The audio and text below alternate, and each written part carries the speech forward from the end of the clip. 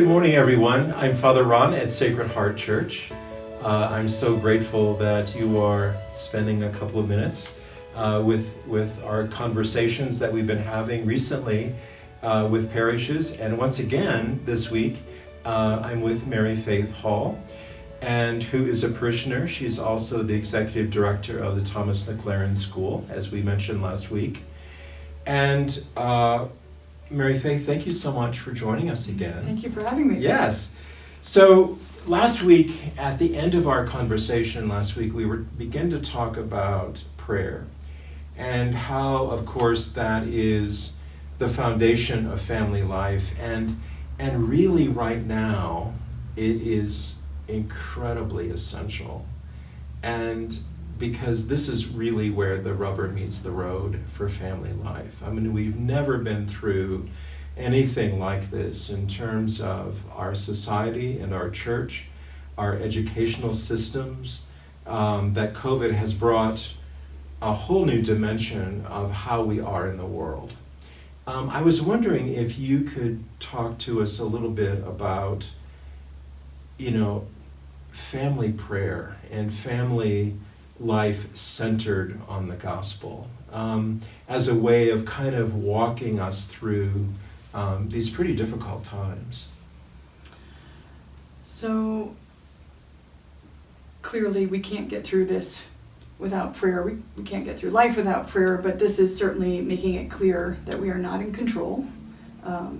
We're not in control of our life, of our budget, of our employment, of our health. And really bringing all those things before the Lord every day is always important, but now it's essential. It seems like this is a really unique opportunity to teach our children how to pray and how to trust and how to see the Lord in the midst of everything that's going on. From small things like reminding them, it's inconvenient to wear a mask, but you're doing it to love the other people around you. Helping our children how to protect the people around them, how to pray for health, how to care for the people they encounter. I think praying for each other in a new way, praying for their friends in a new way. We have a tradition in our house that every night at dinner we ask, where did you see the Lord today? What blessed you today? And really it's an opportunity for all of us, including our children, to just really stop and say, in all the messiness that we have and all the things that we don't maybe prefer, oh, that's right, the Lord was right in the midst. I think that's a real opportunity for us. Right. I've spoken to some folks, folks all over the country, friends of mine, from all walks of life, and I realize, just how much anxiety we all have around everything. Mm-hmm. And there is, because all systems that we've come to rely on are faltering, changing. And I think for young people, the systems are incredibly important. Even if they want to fight the system, in the end, the systems are the stuff that gets them through. Mm-hmm. Family life in schools and friends and, everything from a library being open to, having friends to play with on the playground.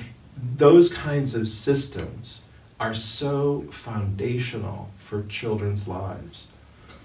And as I said, even though they think they may want to fight all of that, how have you seen and witnessed anxiety in your children and in your profession right now? And how does that get played out in people, in parents' decisions, and the children's fear about coming back to school or being away?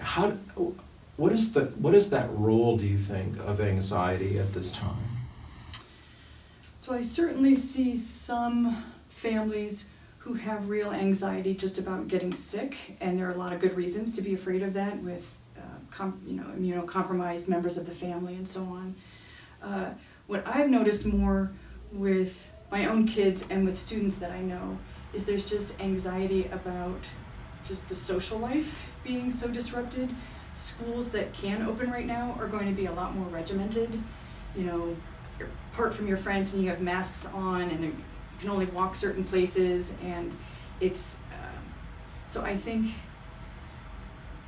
as educators and as parents, it's going to be really important for us to keep our minds on what is really essential for these kids.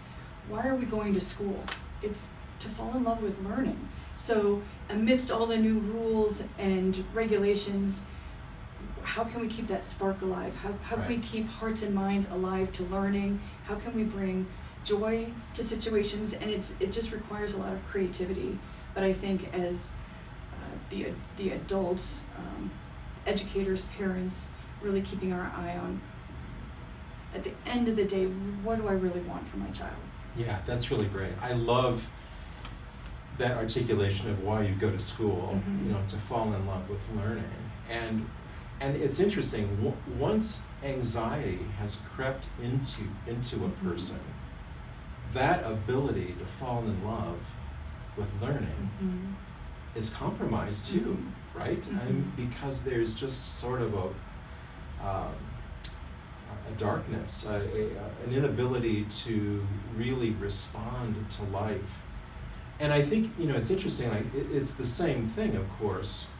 The antidote to all that is prayer. And when you're depressed and anxious, it's also difficult to fall in love with God, right? And so that's a real interesting dilemma today. I mean, how do we keep our children alive? I mean, and aware and joy-filled and purpose-filled in the center of all this, and right? It is difficult because there are good reasons to have healthy fear and prudence that can come out of that. But I've seen a lot of people paralyzed by fear, and it seems like perhaps the Lord's not there, right? Where you're just so stuck that you just can't move, and that you lose all ability to have joy.